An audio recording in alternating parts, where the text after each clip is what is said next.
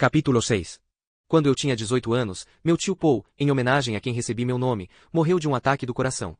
Minha mãe e meu pai me levaram com eles para Chicago para assistir ao enterro e visitar parentes do lado da família de meu pai, muitos dos quais eu nunca vira antes. Ficamos fora quase um mês. Sob alguns aspectos, foi uma viagem boa, uma viagem necessária e excitante, mas sob outros foi horrível. Eu estava profundamente apaixonado, entende, por uma moça que iria se tornar minha esposa 2 semanas depois de meu 19º aniversário. Uma noite, quando as saudades que sentia dela eram como um fogo ardendo fora de controle no meu coração e na minha cabeça, está bem, e nas minhas bolas também, escrevi-lhe uma carta que parecia não terminar mais. Despejei nela todo o meu sentimento, sem jamais reler para ver o que tinha escrito, porque receei que a covardia me fizesse parar. Não parei, e quando uma voz na minha cabeça clamava que seria loucura enviar uma carta dessas, que estaria colocando meu coração nas mãos dela, ignorei-a com o descaso impensado de uma criança quanto às consequências. Muitas vezes me perguntei se Janice tinha guardado aquela carta, mas nunca consegui reunir coragem suficiente para perguntar. Tudo de que tenho certeza é que não a encontrei quando examinei suas coisas depois do enterro, mas é claro que isso por si só não quer dizer nada. Acho que nunca perguntei porque tinha medo de descobrir que aquela epístola, flamejante, significava menos para ela do que para mim. A carta tinha 4 páginas. Pensei que nunca escreveria algo mais longo na vida, e agora olhem só para isto. E o fim ainda nem está à vista. Se eu soubesse que a história ia ser assim tão comprida, talvez nunca tivesse começado. O que não percebi foi quantas portas o ato de escrever vai abrindo, como se a velha caneta tinteiro de meu pai não fosse realmente uma caneta, mas alguma estranha espécie de chave mestra. O rato talvez seja o melhor exemplo do que estou querendo dizer, Willy do barco a vapor, o senhor. Gizos, o rato no corridor. Até começar a escrever, nunca me dera conta de como esse sujeito, era importante. O jeito como ele parecia estar procurando por Delacroix, antes que ele chegasse, por exemplo. Acho que isso nunca me tinha ocorrido, pelo menos não em nível consciente, até que comecei a escrever e a recordar. Creio que o que estou dizendo é que não me tinha dado conta de até onde ia ter que recuar a fim de lhe contar sobre John Coffey, nem por quanto tempo ia ter que deixá-lo lá na sua cela, um homem tão grande que seus pés não ficavam aparecendo além da ponta do catre, mas sim ficavam dependurados até tocar no chão. Não quero que você se esqueça dele, está bem? Quero que você o veja ali, olhando para o teto de sua cela, chorando suas lágrimas silenciosas ou pondo o braço por cima do rosto. Quero que você o fique ouvindo, com seus suspiros que tremiam como soluço, e seu ocasional gemido choroso. Não eram os sons de agonia e arrependimento que às vezes ouvíamos no bloco, e gritos agudos com lascas de remorso. Como os olhos úmidos dele, eles ficavam de algum modo longe do sofrimento com que estávamos acostumados a lidar. Num certo sentido, eu sei como isso vai parecer maluquice, é claro que sei, mas não tem cabimento escrever algo tão comprido assim, se não se puder dizer o que se sente que é verdade bem no fundo do coração. Num certo sentido era como se o que ele sentia fosse pena pelo mundo inteiro, alguma coisa grande demais para ser atenuada um dia. Às vezes me sentava e conversava com ele, como fazia com todos eles. Conversar era nossa tarefa maior, mais importante, como creio já ter dito, e tentava consolá-lo. Acho que nunca o consegui, e parte do meu coração estava contente por vê-lo sofrer, você sabe. Sentia que ele merecia sofrer. Até pensei algumas vezes em telefonar para o governador, ou fazer com que Pércio fizesse, que diabo, era o maldito tio dele, não meu, e pedir um adiamento da execução. Não devemos queimá-lo ainda, iria dizer.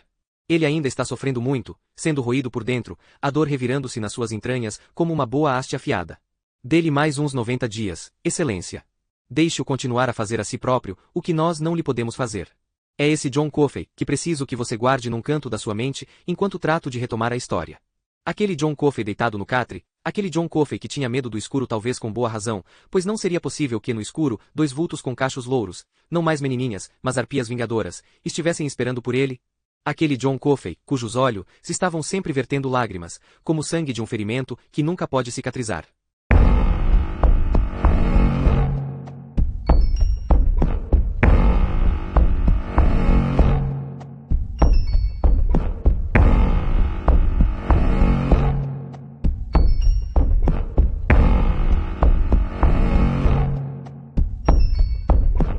Capítulo 7.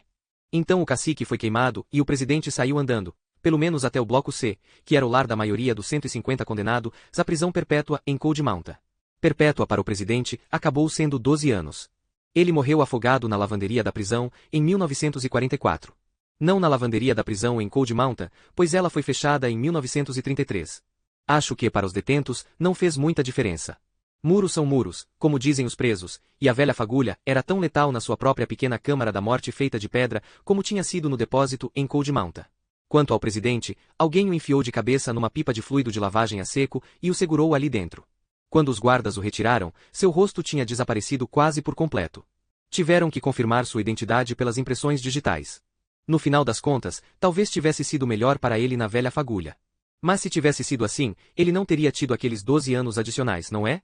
Mas duvido que tenha pensado muito neles durante aqueles seus minutos finais de vida, quando seus pulmões se estavam tentando aprender a respirar Exlite e detergente de cal. Nunca pegaram quem deu cabo dele. A essa altura, eu já tinha largado o trabalho no sistema penitenciário, mas Harry Terwilliger me escreveu e contou. Ele teve a pena comutada sobretudo porque era branco, escreveu Harry, mas acabou sendo apanhado no final, assim mesmo. Eu simplesmente considero isso um longo adiamento de execução que finalmente se esgotou. Depois que o presidente foi embora, houve um período tranquilo para nós no bloco, e Harry e Dean foram redistribuídos temporariamente, e ficamos só eu, Brutal, e Percy no corredor verde por algum tempo. O que na realidade queria dizer só eu e Brutal, porque Percy ficava a maior parte do tempo sozinho. Vou lhe dizer, aquele rapaz era um gênio para encontrar coisas para não fazer. E quase sempre, mas só quando Percy não estava por perto, os outros camaradas apareciam para o que Harry chamava de um bom papo. Em muitas dessas ocasiões, o rato também aparecia. Nós lhe dávamos de comer, e ele ficava ali comendo, solene como Salomão, observando-nos com seus olhinhos brilhantes de piche. Foram umas boas poucas semanas de calma e boa vida, mesmo com as reclamações mais do que ocasionais de Percy. Porém todas as boas coisas chegam ao fim, e numa segunda-feira chuvosa do final de julho, já lhe contei como aquele verão foi chuvoso e úmido. Encontrei-me sentado no catre de uma cela aberta, à espera de Edward Delacroix. Ele chegou com um estrondo inesperado. A porta que dava para o pátio de exercícios foi aberta com força, deixando entrar uma avalanche de luz, ouviu-se um chacoalhar confuso de correntes, uma voz amedrontada balbuciando sem parar numa mistura de inglês e francês cajun, um dialeto que os presos em Cold Mountain costumavam chamar de dos pântano, e Brutal berrando: "Ei! Pare com isso! Pelo amor de Deus! Pare com isso, Percy!" Eu estava meio cochilando no que ia ser o catre de Delacroix, mas me levantei rápido, o coração disparado no peito. No bloco e quase nunca se ouvia barulheira desse tipo até a chegada de Percy. Ele a trouxe consigo como um mau cheiro. "Vamos, seu veado fudido francês!" berrou Percy, ignorando inteiramente Brutal. E ali veio ele, arrastando por um braço um sujeito que não era muito maior do que uma garrafa de boliche. Na outra mão, Percy segurava o cacetete. Seus dentes estavam à mostra num esgar tenso e seu rosto estava vermelhíssimo. No entanto, não parecia muito infeliz. Delacroix estava tentando acompanhá-lo, mas estava com grilhões nas pernas, e ainda que arrastasse os pés com rapidez, Percy o puxava para frente ainda mais depressa.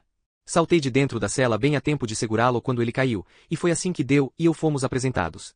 Percy veio para cima dele com o cacetete erguido, e eu o contive com um braço. Brutal veio resfolegando até nós, parecendo tão chocado e estupefato com tudo isso quanto eu. "Não deixa ele bater mais em mim, MCU", balbuciou Delacroix. S'il vous plaît, s'il vous plaît. Deixe-me acertá-lo, deixe-me acertá-lo. Berrou Percy, lançando-se para a frente. Começou a bater com o cacetete nos ombros de Delacroix. Este ergueu os braços, gritando, e o bastão batia nas mangas azuis da camisa da prisão. Naquela noite eu o vi sem camisa, e aquele rapaz tinha hematomas equivalentes a meses. Fez-me mal vê-los. Ele era um assassino e ninguém o queria, mas aquela não era a maneira como fazíamos as coisas no bloco, e, pelo menos não até Percy chegar. EPA. EPA. Brady I. Pare com isso. Porque tudo isso, afinal? Estava tentando colocar meu corpo entre Delacroix e Percy, mas não estava dando muito certo. O cacetete de Percy continuava a voar, de um dos meus lados e depois do outro. Cedo ou tarde, ele ia acabar acertando uma em mim em vez de no alvo visado, e aí ia haver uma briga bem ali no corredor, independente de quais eram os seus pistolões. Eu não conseguiria me controlar, e Brutal era capaz de se juntar a mim. Sabe, sob alguns aspectos gostaria que tivesse sido assim. Poderia ter mudado algumas das coisas que aconteceram depois. Beado fodido. Vou lhe ensinar a não botar as mãos em mim, pervertido. E prosseguiu. Delacroix estava sangrando de uma orelha e aos berros. Desisti de tentar cobri-lo, agarrei-o por um ombro e empurrei-o para dentro de sua cela, onde ele se esparramou sobre o catre. Percy passou rápido por mim e deu-lhe uma última pancada forte no rabo, como de despedida, podia-se dizer. Então Brutal agarrou Percy pelos ombros e se atirou-o para o outro lado do corredor. Agarrei a porta da cela e a fiz correr sobre os trilhos até se fechar. Depois virei-me para Percy, o choque e o espanto brigando com pura fúria. Àquela altura Percy estava por lá havia vários meses, tempo suficiente para nós todos termos chegado à conclusão de que não gostávamos muito dele, mas essa foi a primeira ocasião em que entendi plenamente como ele não tinha controle.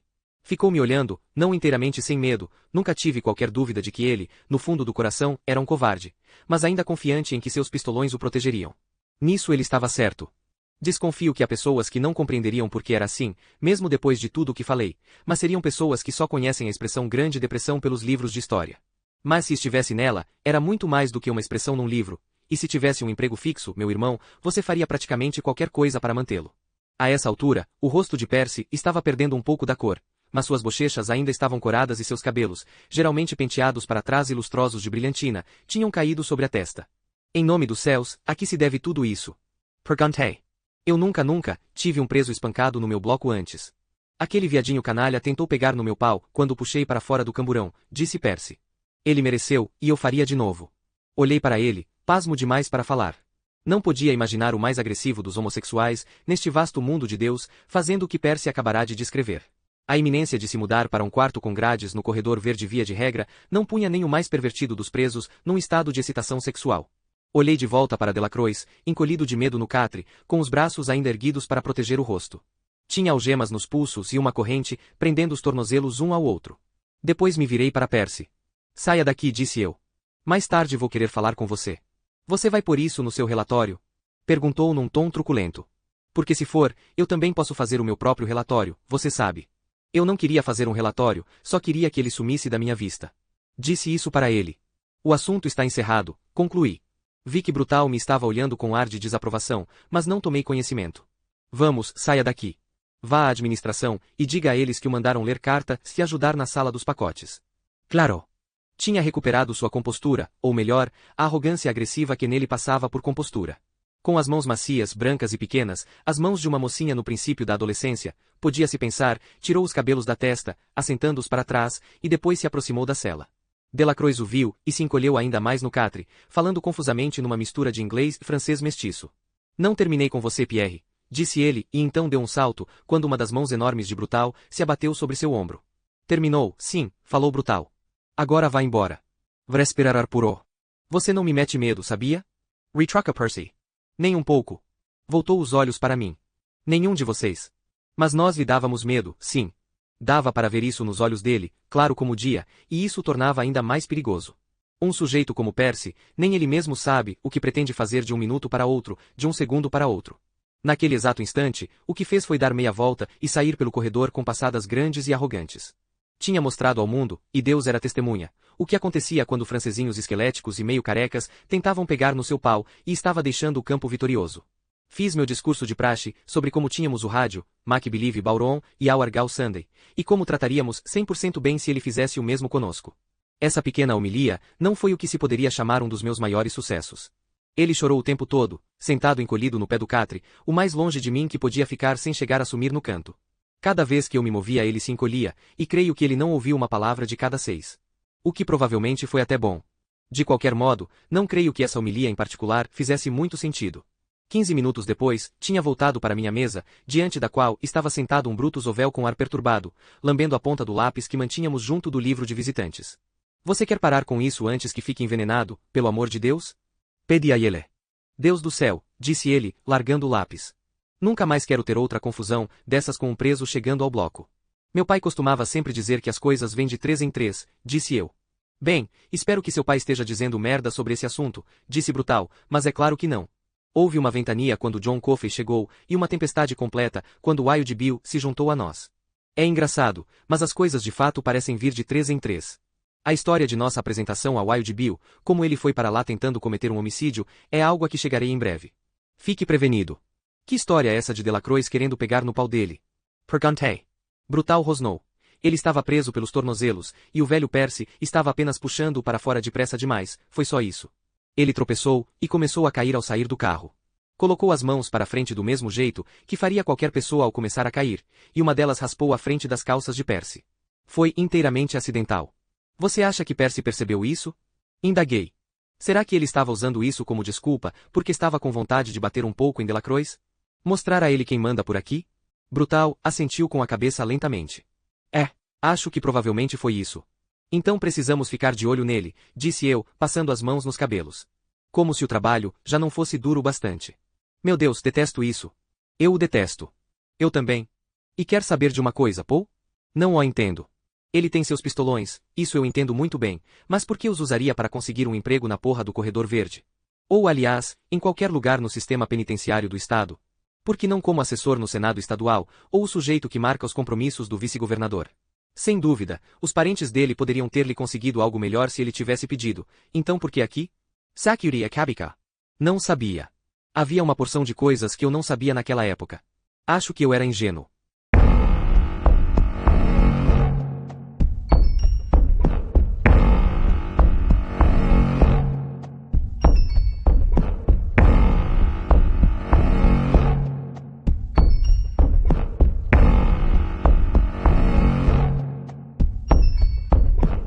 Capítulo 8.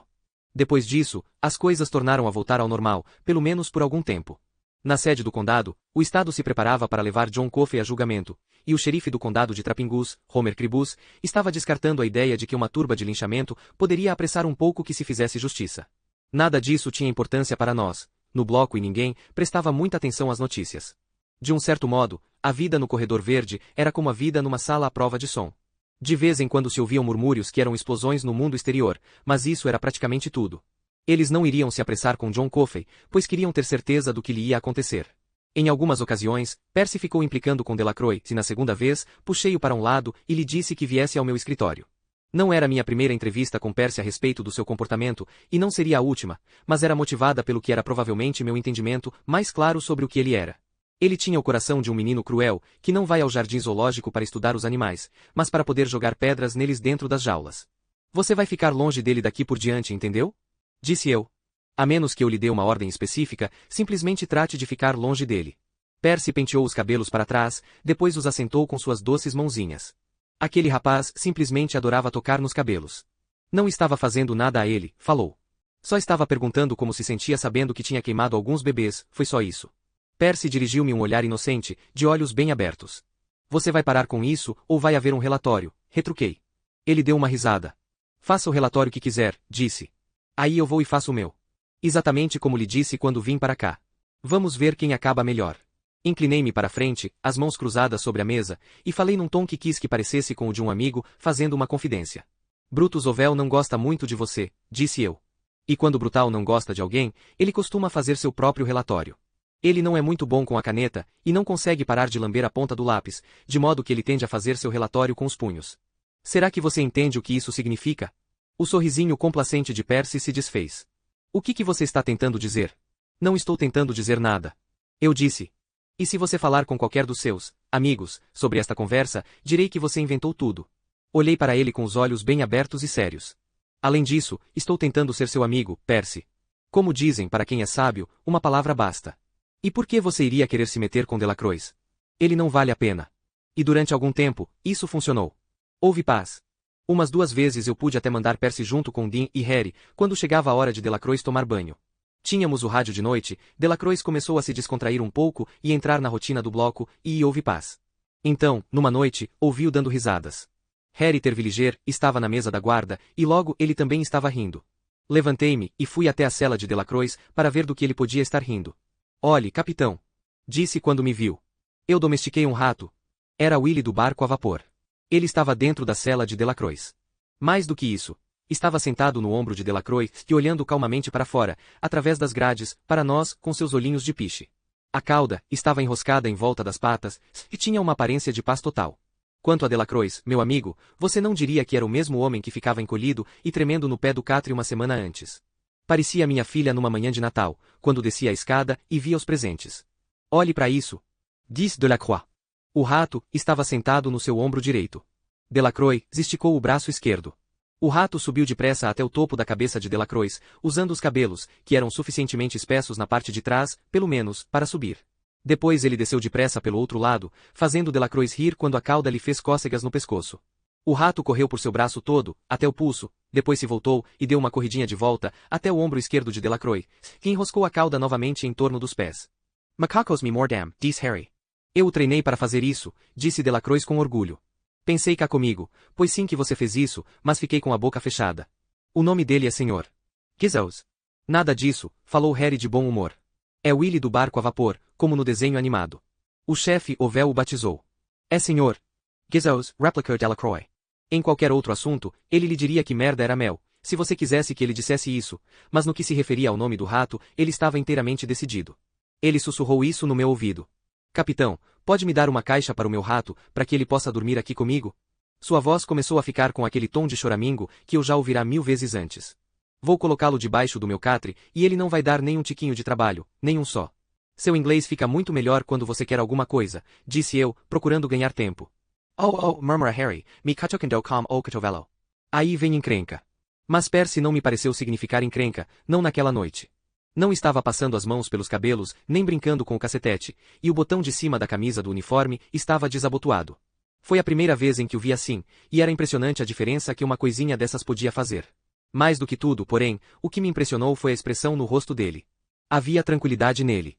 Não serenidade, acho que Percy Vetmore não tinha um grão de serenidade dentro de si, mas a aparência de um homem que tinha descoberto que podia esperar pelas coisas que queria. Era uma grande diferença no rapaz, que apenas alguns dias antes, eu tivera de ameaçar com os punhos de Brutus Ovel. Delacroix não percebeu a mudança. Encolheu-se contra a parede da cela, apertando os joelhos de encontro ao peito. Seus olhos pareceram crescer até tomar quase a metade do seu rosto. O rato subiu depressa para o topo de sua careca e ficou sentado lá. Não sei se ele se lembrou de que também tinha motivos para desconfiar de Percy, mas sem dúvida parecia que sim. Provavelmente era apenas o cheiro do medo do francesinho e sua reação a ele. Ora, disse Percy. Parece que você encontrou um amigo, Ed. Delacroix tentou responder. Meu palpite é que seria alguma ameaça vazia do que iria acontecer a Percy se machucasse seu novo amigo. Mas não saiu nada. Seu lábio inferior tremeu um pouco, mas isso foi tudo. No topo da cabeça dele, o Sr. Gizos não estava tremendo. Ficou inteiramente imóvel, com as patas traseiras nos cabelos de Delacroix e as dianteiras abertas sobre o crânio careca, olhando para Percy, dando a impressão de que o estava medindo. Do jeito que você mediria um velho inimigo. Percy olhou para mim. Esse não é o mesmo em que dei uma corrida? O que mora na solitária? Confirmei com a cabeça. Percebi que Percy não tinha visto o recém-rebatizado Sr. Gizos desde aquela última perseguição, e não estava dando qualquer indício de querer dar-lhe uma corrida agora. É esse mesmo, respondi. Só que o Delacroix disse que o nome dele é Sr. Gizos, não Willy do barco a vapor. Disse que o rato sussurrou-lhe seu nome no ouvido. É mesmo? Falou Percy. Há sempre milagres acontecendo, não é? Eu meio que esperei que ele sacasse o cacetete e começasse a bater com ele nas grades, só para mostrar a Delacroix quem era o patrão, mas ele apenas ficou parado ali, com as mãos nas cadeiras, olhando para dentro. E, por nenhum motivo que pudesse traduzir em palavras para você falei. Delacroix estava justamente pedindo uma caixa, Percy. Acho que ele pensa que o rato vai dormir nela. Que ele pode mantê-lo como um bicho de estimação. Carreguei minha voz de ceticismo e pressenti, mais do que vi, que Harry me estava olhando com surpresa. O que você acha disso? Acho que ele provavelmente vai cagar no nariz dele enquanto ele estiver dormindo uma noite dessas e depois fugir, disse Percy num tom normal, mas acho que é essa a maneira de ver do rapaz francês. Vi uma caixa de charutos bem bonita na carrocinha do Toot na outra noite. Só não sei se ele abriria mão dela. Provavelmente vai querer 5 centavos por ela, talvez até 10. Agora arrisquei uma olhada para Harry e vi que estava boquiaberto. Não chegava a ser bem a mudança em Ebenezer Scrooge na manhã de Natal, depois que os fantasmas tinham feito o que queriam com ele, mas chegava bem perto. Percy inclinou-se, mas para perto de Delacroix, colocando o rosto entre as grades. Delacroix se encolheu para ainda mais longe. Juro por Deus que ele se teria fundido com a parede se pudesse. Você tem 5 centavos ou talvez até 10 para pagar pela caixa de charutos, seu boçal? Perguntou. Tenho 4 moedas de 1 centavo, disse Delacroix. Eu as darei por uma caixa, se for boa, se bom. Vou lhe dizer uma coisa, falou Percy. Se aquele cafetão desdentado lhe vender a caixa de corona por 4 centavos, eu roubo um pouco de algodão da enfermaria para fazer o forro. Vamos conseguir um verdadeiro Hilton Camundongo quando acabarmos. Desviou os olhos na minha direção. Tenho de fazer um relatório da sala de controle sobre Bitterbook, disse ele. Você tem canetas no seu escritório, Paul? Tenho sim, sem dúvida, respondi. Formulários também. Na gaveta de cima, do lado esquerdo. Bom, isso é ótimo, disse ele e saiu todo posudo. Harry e eu nos entreolhamos. Você acha que ele está doente? Indagou Harry. Será que foi ao médico e descobriu que só tem 3 meses de vida? Disse-lhe que não tinha a menor ideia do que estava acontecendo. Era verdade naquele momento e por mais algum tempo, mas acabei descobrindo. E alguns anos depois, tive uma conversa interessante à mesa do jantar com Hal Moores. Àquela altura, já podíamos falar com liberdade, pois ele tinha se aposentado e eu estava no reformatório de menores. Foi um daqueles jantares em que você bebe demais e come muito pouco e as línguas se soltam. Hal me disse que Percy tinha ido até ele se queixar de mim e da vida em geral no bloco, e isso foi logo depois que Delacroix chegou, e brutal, e eu tivemos que impedir Percy de espancá-lo até deixá-lo semi-morto. O que mais tinha irritado Percy foi eu ter mandado sumir da minha frente. Ele achava que um homem que era aparentado com o governador não devia ter de aturar alguém lhe falando desse jeito. Bem, disse-me Moores, ele conteve Percy o máximo que pôde, e, quando ficou claro para ele que Percy ia tentar mexer uns pauzinhos para que eu fosse repreendido e pelo menos transferido para outra parte da prisão, ele, Moores, convocou Percy ao seu gabinete e disse-lhe que, se parasse de causar problemas, asseguraria que Percy ficasse bem na frente para a execução de Delacroix. Que seria colocado bem ao lado da cadeira. Eu estaria encarregado, como sempre, mas as testemunhas não iam saber disso. Para elas, ia parecer que o Sr. Percy Vetmore era o mestre de cerimônias. Moores não estava prometendo mais do que nós já tínhamos conversado e com que eu concordara, mas Percy não sabia disso. Ele aceitou abandonar as ameaças de fazer com que eu fosse transferido, e a atmosfera no bloco, e ficou mais suave. Ele até deixará que Delacroix ficasse com seu arqui-inimigo como bicho de estimação.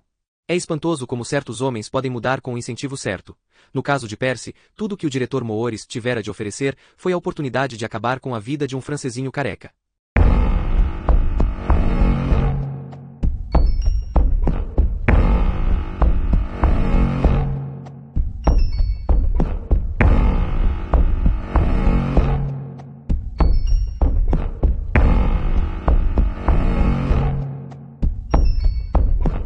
Capítulo 9.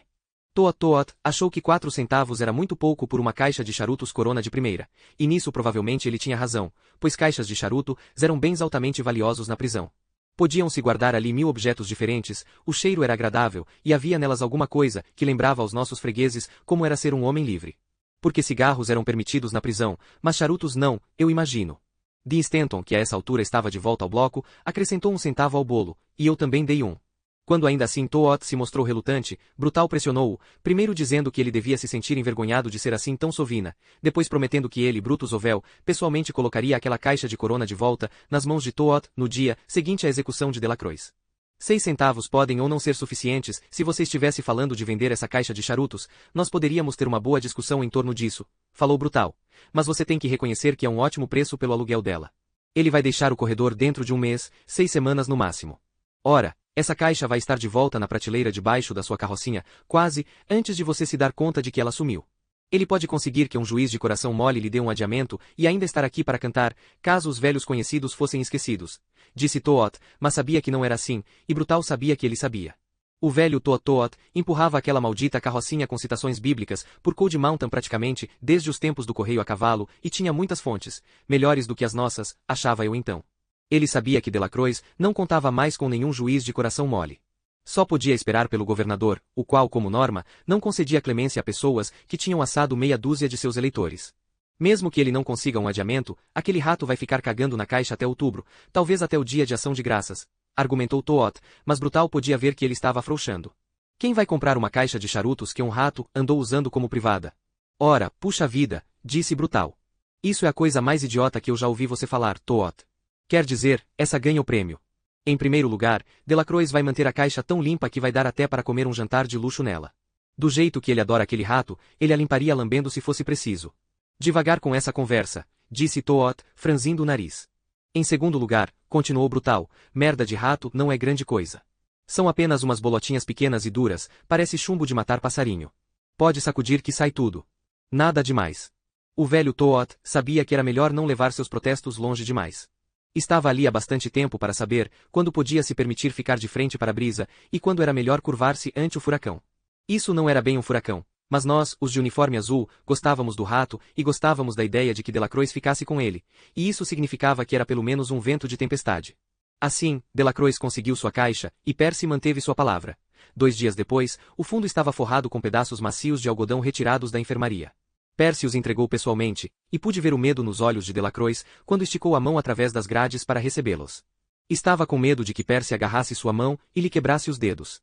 Eu também estava com um pouco de medo, mas não aconteceu nada disso. Essa foi a ocasião em que estive o mais perto de gostar de Percy, mas mesmo assim era difícil confundir a expressão de cinismo frio nos olhos dele. Delacroix tinha um bicho de estimação, Percy também tinha um. Delacroix ia ficar com o seu, fazendo-lhe festas e adorando-o enquanto pudesse. Percy ia esperar pacientemente, tão pacientemente quanto podia um homem como ele de qualquer modo, e então queimar o seu vivo. O Hilton Camundongo está em funcionamento, disse Harry. A única dúvida é, será que o danadinho vai usá-lo? Essa pergunta foi respondida logo que Delacroix pegou o Sr. Guizos na palma de uma das mãos e baixou-o delicadamente dentro da caixa. O rato se aninhou no algodão branco, como se fosse seu acolchoado de família, e esse seria seu lar até. Bem, chegarei ao final da história do Sr. Guizos no devido tempo. A preocupação do velho Toot de que a caixa de charutos fosse ficar cheia de cocô de rato acabou não tendo o menor fundamento. Nunca vi um único cocozinho lá dentro, e Delacroix disse que ele também não, nunca. Aliás, em nenhum lugar dentro da cela. Muito mais tarde, perto da ocasião em que Brutal me mostrou o buraco na viga e encontramos as farpas coloridas, tirei uma cadeira do canto direito da solitária e encontrei ali uma pequena pilha de cocô de rato. Ele tinha ido sempre ao mesmo lugar para fazer as necessidades, ao que parece, e o mais longe possível de nós. Outra coisa. Nunca o vi mijando, e os ratos em geral mal conseguem fechar a torneira por mais de 2 minutos, especialmente quando estão comendo. Eu falei para você, o danado do bicho era um dos mistérios de Deus. Uma semana ou mais depois que o Sr. Guizos se tinha adaptado à caixa de charutos, Delacroix chamou a mim e a Brutal até a cela para vermos uma coisa. Ele fazia tanto isso, que era de aborrecer. Bastava o Sr. Guizos apenas rolar sobre as costas com as patas no ar, para aquele cajum de meio quilo, achar a coisa mais engraçadinha neste mundo de Deus. Mas dessa vez o que ele estava fazendo era mesmo um tanto divertido.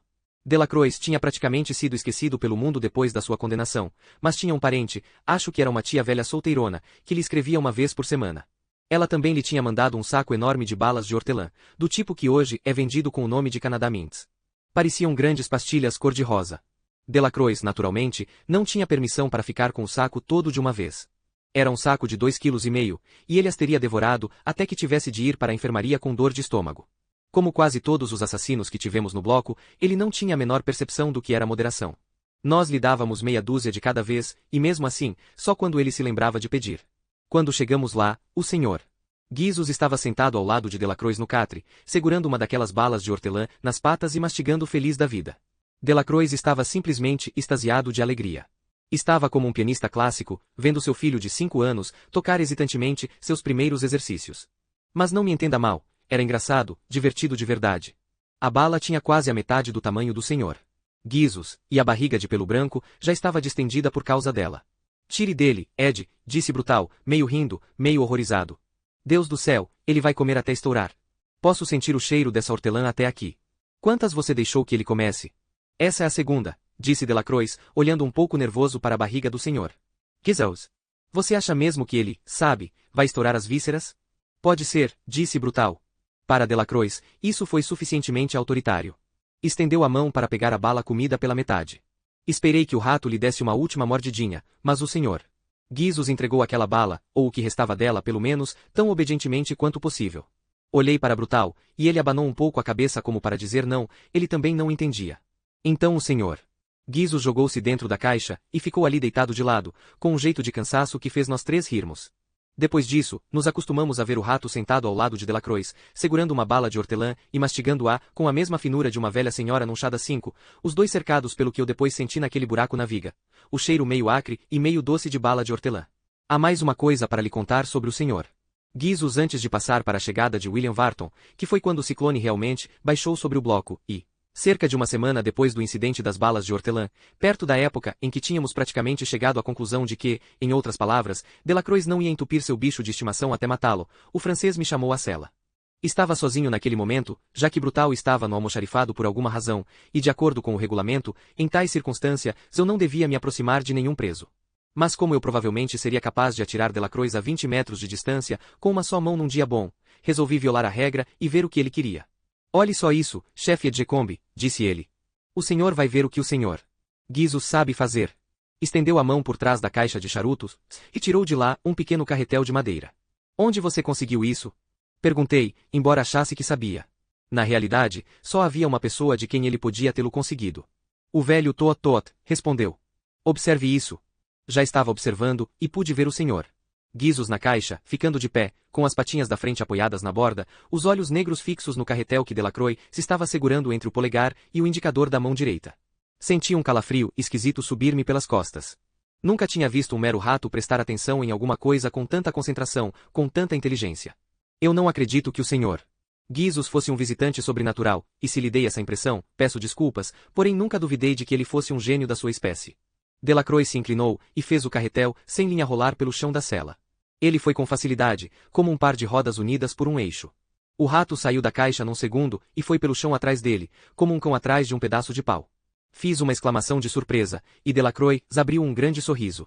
O carretel bateu na parede e voltou. O Sr.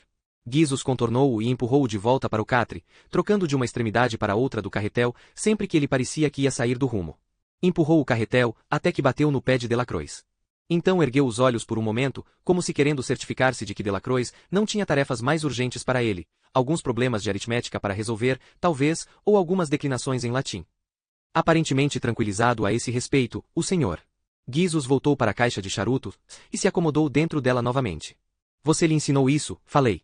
Sim, senhor, chefe Edgecombe, disse Delacroix, disfarçando apenas um pouco seu sorriso. Ele vai buscar todas as vezes. Esperto como o diabo, não é? E o cartel? Perguntei. Como é que você sabia que tinha de trazê-lo para ele, Ed? Ele sussurrou no meu ouvido que queria, disse Delacroix com serenidade. Do mesmo jeito que sussurrou o nome. Delacroix mostrou a todos os outros o truque do seu rato. A todos, menos a Percy. Para Delacroix, não fazia diferença que Percy tivesse sugerido a caixa de charutos e conseguido o algodão para forrá-la. Delacroix era como certos cães. Deles um pontapé uma vez e eles nunca mais confiam em você, por mais simpático que seja com eles. Mesmo agora posso ouvir Delacroix gritando, ei, pessoal! Venham cá ver o que o senhor Gizos sabe fazer.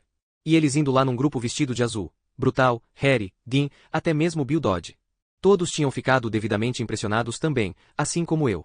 3 ou 4 dias depois que o senhor Gizos começou a fazer o truque com o carretel, Harry Terwilliger revirou as coisas de trabalhos manuais que guardávamos na solitária, encontrou os lápis de cera e os trouxe para Delacroix, com um sorriso meio encabulado. Achei que você talvez quisesse colorir esse carretel com cores diferentes, falou. Aí seu amiguinho vai ficar feito um rato de circo ou coisa assim. Um rato de circo! Exclamou Delacroix, com um ar inteira e delirantemente feliz. Acho que ele ficou completamente feliz, talvez pela primeira vez em toda a sua vida infeliz. É isso mesmo que ele é, aliás. Um rato de circo. Quando sair daqui, ele vai me fazer rico, como no circo. Vocês vão ver se não vai. Percy Vetmore teria, sem dúvida, salientado para Delacroix que quando ele deixasse Cold Mountain, estaria indo numa ambulância que não precisa acender as luzes nem ligar a sirene, mas Harry sabia que não devia dizer isso. Ele apenas disse a Delacroix que fizesse o carretel o mais colorido que pudesse, o mais depressa que pudesse, porque ele ia ter de levar os lápis de cera de volta depois do jantar. Del fez o cartel ficar colorido. Quando terminou, uma extremidade era amarela, a outra verde e o tambor do centro, vermelho vivo. Ficamos acostumados a ouvir Delacroix anunciar em voz alta, Maintenant, messieurs et mesdames. Le cirque présentement le mot amusant et amaziant. Não era exatamente assim, mas dá uma ideia daquele francês mestiço dele. Depois ele emitia um som bem no fundo da garganta, acho que devia representar um rufar de tambor, e lançava o carretel. O senhor Gizos corria atrás como um raio, empurrando-o de volta com o focinho ou rolando com as patas. Esse segundo número era de fato algo que você pagaria para ver num circo, acho eu. Delacroix e seu rato e o carretel de cores viva eram nossas principais distrações na ocasião em que John Coffey veio para ficar sob nossos cuidados e custódia, e foi assim que as coisas ficaram por algum tempo. Então minha infecção urinária, que tinha ficado sossegada durante uns tempos, voltou, e William Wharton chegou, e de repente começou a confusão.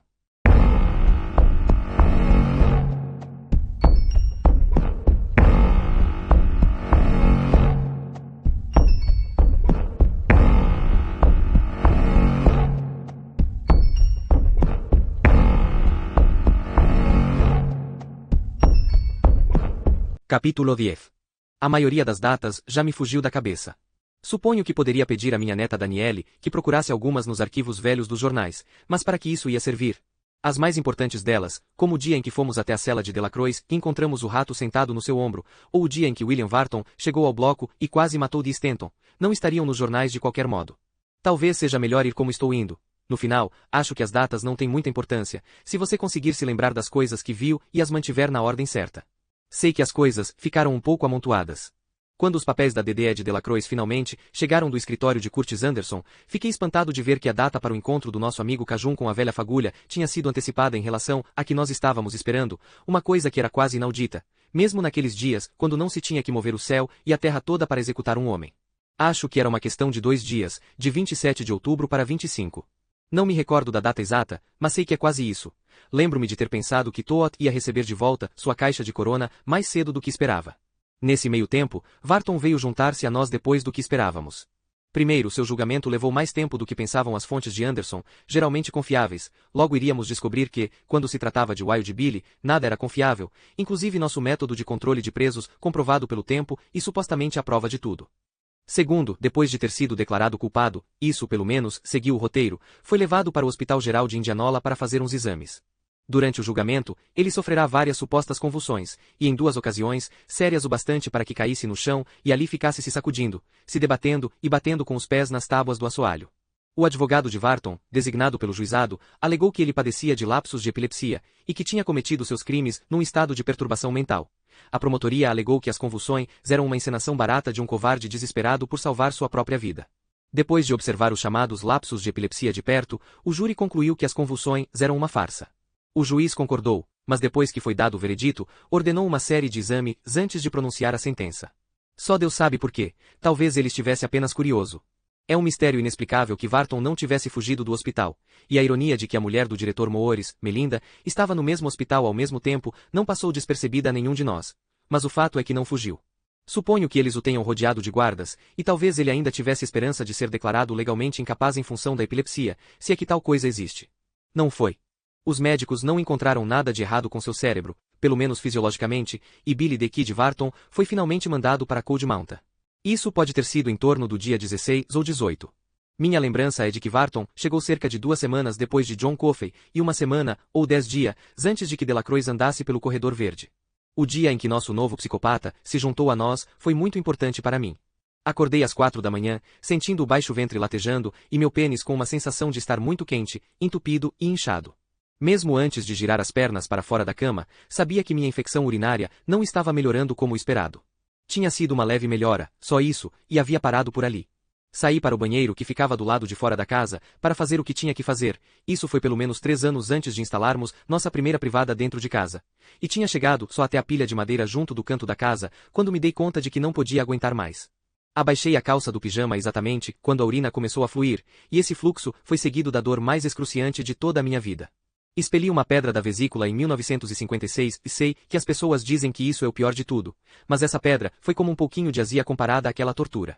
Meus joelhos se afrouxaram e caí sobre eles, rasgando os fundilhos da calça do pijama, quando abri as pernas para não perder o equilíbrio e cair de cara na poça do meu próprio mijo. Ainda assim poderia ter caído se não tivesse agarrado uma daquelas toras da pilha com a mão esquerda. Tudo isso, porém, podia estar acontecendo na Austrália ou até mesmo em outro planeta.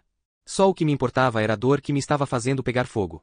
A parte inferior da barriga estava ardendo, e meu pênis, um órgão que ficará esquecido a maior parte do tempo, salvo quando estava me proporcionando o prazer físico mais intenso que um homem pode sentir, agora me dava a sensação de que estava se derretendo.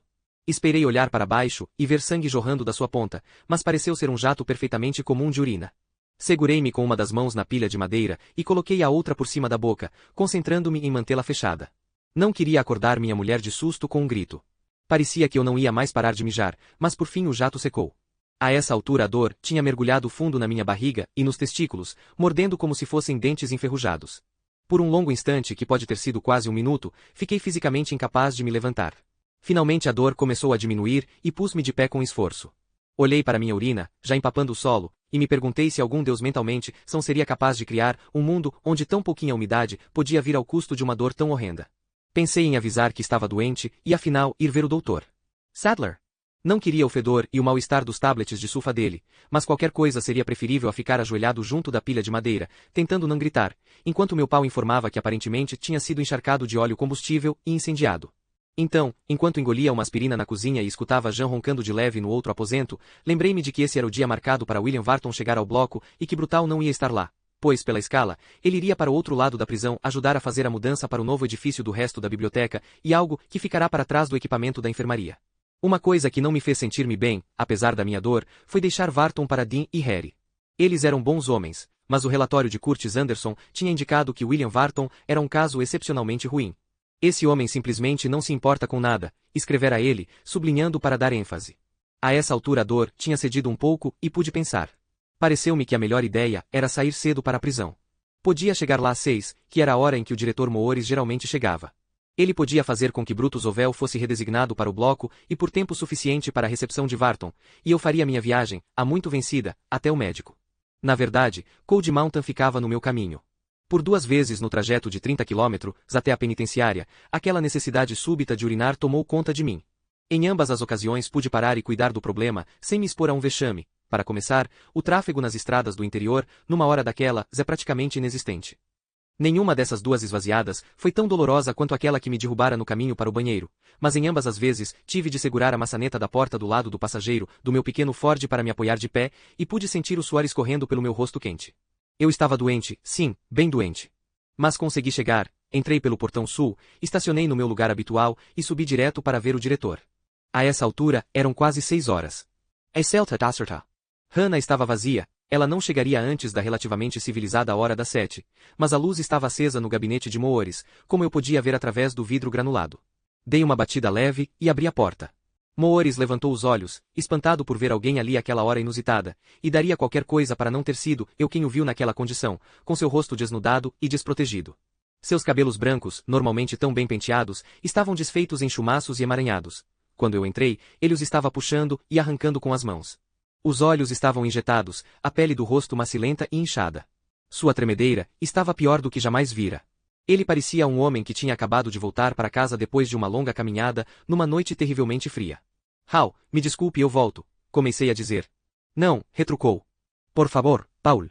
Entrez. Feche a porta e entre. Preciso de alguém agora, como nunca precisei de alguém em toda a minha vida. Feche a porta e entre.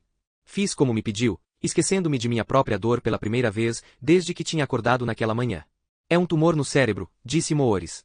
Eles tiraram umas chapas de raio-x dele. Na realidade, pareciam até contentes com as chapas. Um deles disse que as chapas talvez sejam as melhores que já se conseguiram pelo menos até agora. Disse que vão publicá-las em alguma revista médica importante, na Nova Inglaterra. Disseram que é do tamanho de um limão e está bem fundo, num ponto onde não podem operar. Disseram que ela estará morta por volta do Natal. Eu não disse a ela. Não consigo encontrar uma maneira. Por mais que eu queira, não consigo. Então começou a chorar, com soluços grandes, arfantes, que me encheram tanto de pena, como de uma espécie de terror.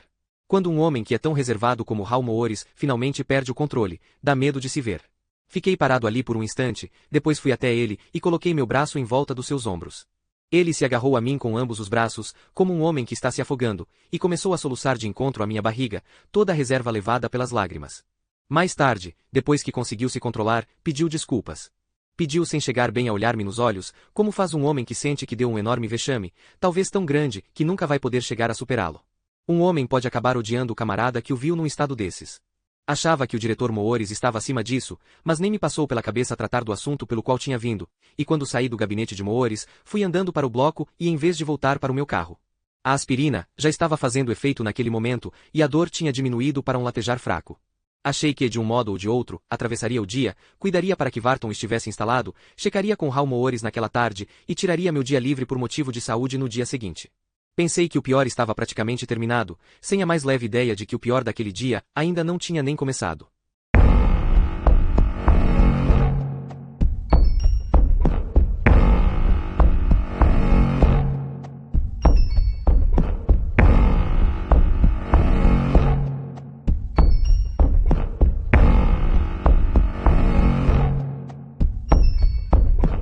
Capítulo 11.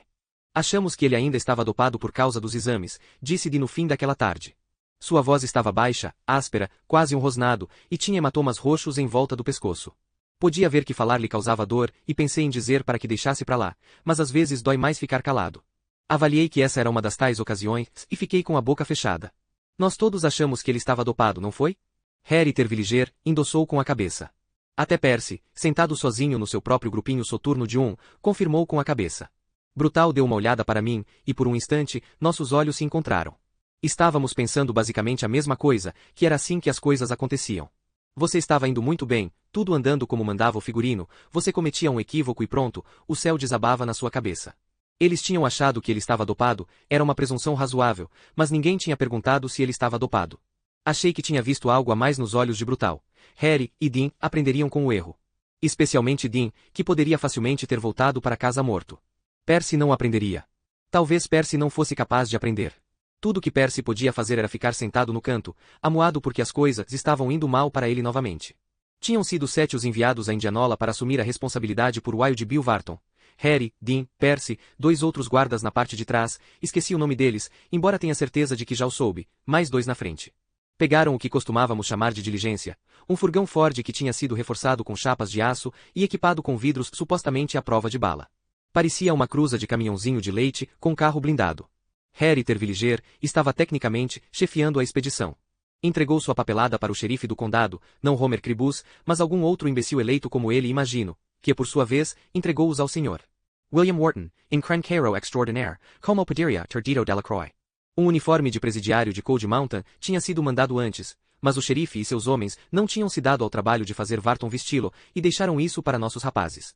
Varton estava usando um camisolão de algodão do hospital e uns chinelos baratos de feltro quando eles o encontraram pela primeira vez no segundo andar do Hospital Geral, um homem esquelético, com o rosto estreito e cheio de espinha, e uma vasta massa de cabelos louros, compridos e emaranhados. Seu traseiro, também estreito e também cheio de espinhas, se projetava pela parte traseira do camisolão. Essa foi a parte do seu corpo que Harry e os outros viram primeiro, porque Varton estava na janela, olhando para o pátio de estacionamento, quando eles chegaram. Ele não se virou, simplesmente ficou ali parado, segurando as cortinas abertas com uma das mãos, calado como um manequim, enquanto Harry xingava o xerife do condado por ter sido tão preguiçoso e deixado de fazer Varton vestir o uniforme azul de presidiário, e o xerife fazia um discurso, como parecem fazer todos os funcionários de condado que já encontrei, sobre o que fazia e o que não fazia parte do seu trabalho. Quando Harry se cansou dessa parte, e desconfio que não demorou muito, mandou que Varton se virasse. Varton assim fez. Dinos disse na sua voz áspera, quase rosnada e semi-estrangulada, que ele tinha a mesma aparência de qualquer um dos milhares de sujeitos perdidos do interior que tinham acabado passando por Cold Mountain durante os anos que estávamos lá. Troque essa aparência em miúdo, e o que você tem é um bronco com um traço de maldade. Às vezes também se descobria neles um traço de covardia, quando estavam de costas contra a parede, mas na maioria das vezes, lá só havia hostilidade e maldade, e depois mais hostilidade e maldade. Há pessoas que veem nobreza em indivíduos como Billy Varton, mas não sou uma delas. Uma ratazana também lutará se for encurralada.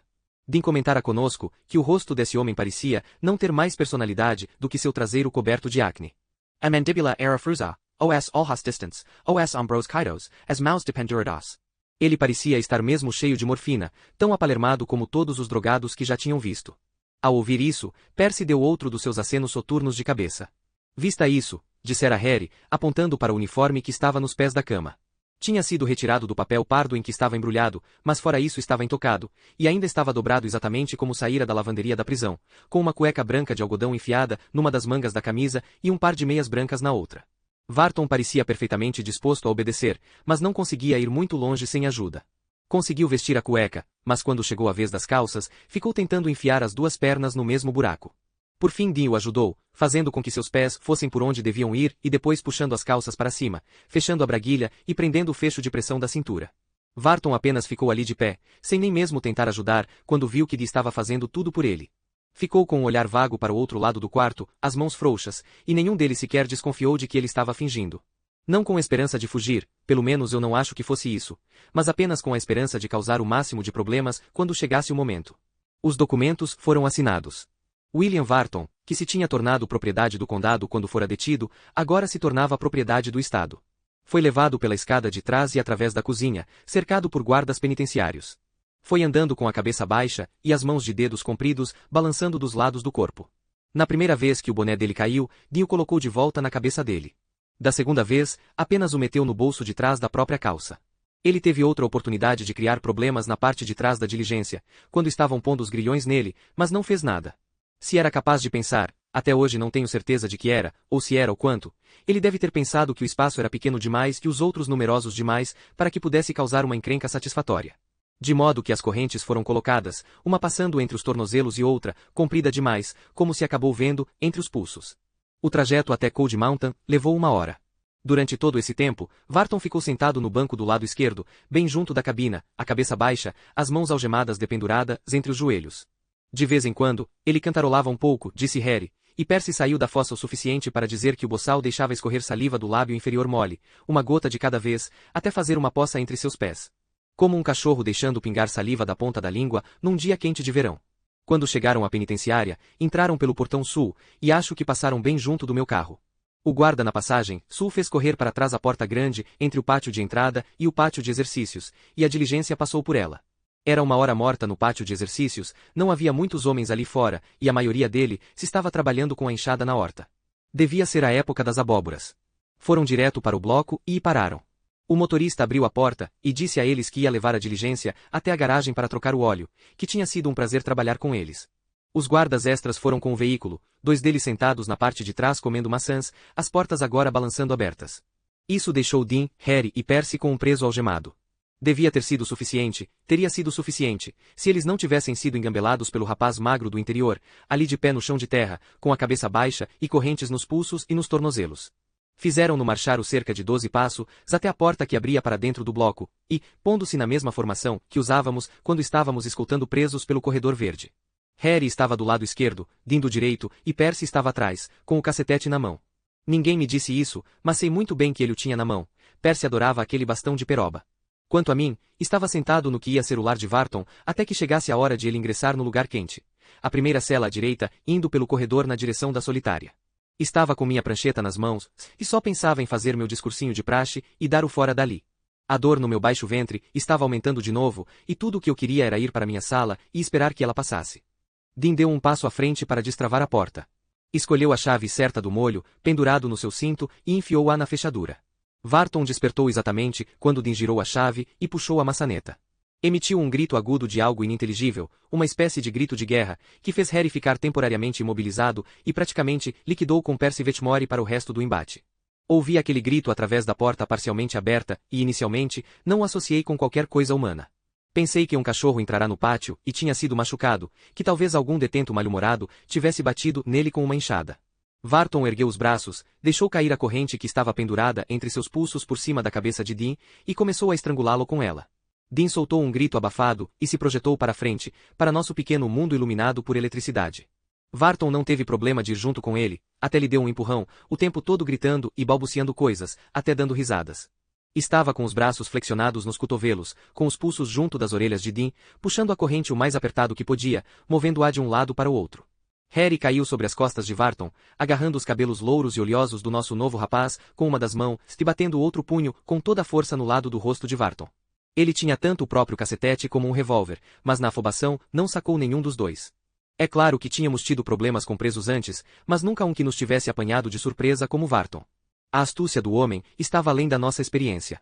Nunca tinha visto nada parecido antes e nunca voltei a ver. E ele era forte. Toda aquela moleza sumiu. Harry disse depois que era como saltar sobre um ninho de molas de aço, retesadas, que tinham de algum modo adquirido vida. Varton, agora do lado de dentro e perto da mesa da guarda, girou o corpo para a esquerda e atirou Harry longe. Harry bateu na mesa e caiu esparramado no chão. Meninos. Rio Wharton. Que festança, não? É ou não é?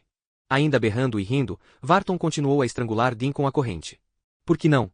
Varton sabia o mesmo que todos nós sabíamos, que um homem só pode ser fritado uma vez. Batonelli, Percy, Batonelli. Berrou Harry, tentando se pôr de pé. Mas Percy apenas ficou parado com o cacetete de peroba na mão, os olhos esbugalhados como 2 pratos de sopa. Ali estava a oportunidade pela qual estava esperando, podia-se dizer, a oportunidade de ouro para dar um bom emprego para aquele porrete, e ele estava assustado ou confuso demais para usá-lo. Aquele ali não era um francesinho aterrorizado, nem um gigante negro que mal parecia saber que estava dentro do seu próprio corpo. Aquele ali era um diabo em ação.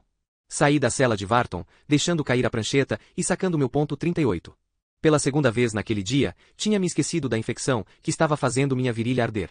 Não duvidei da história que os outros contaram da fisionomia vaga e dos olhos sem vida de Varton, quando falaram disso mais tarde, mas esse não era o Varton que eu vi. O que vi foi a cara de um animal, não de um animal inteligente, mas de um animal cheio de astúcia. E de maldade. E alegria. Ele estava fazendo o que tinha sido criado para fazer. O lugar e as circunstâncias não faziam diferença. A outra coisa que vi foi o rosto de Dean, vermelho e entumecido. Ele estava morrendo diante dos meus olhos. Varton viu o revólver na minha mão e girou Dean na direção dele, de modo que era praticamente inevitável ter de acertar em um para atingir o outro. Por cima do ombro de Dean, um olho azul brilhante me desafiava a atirar.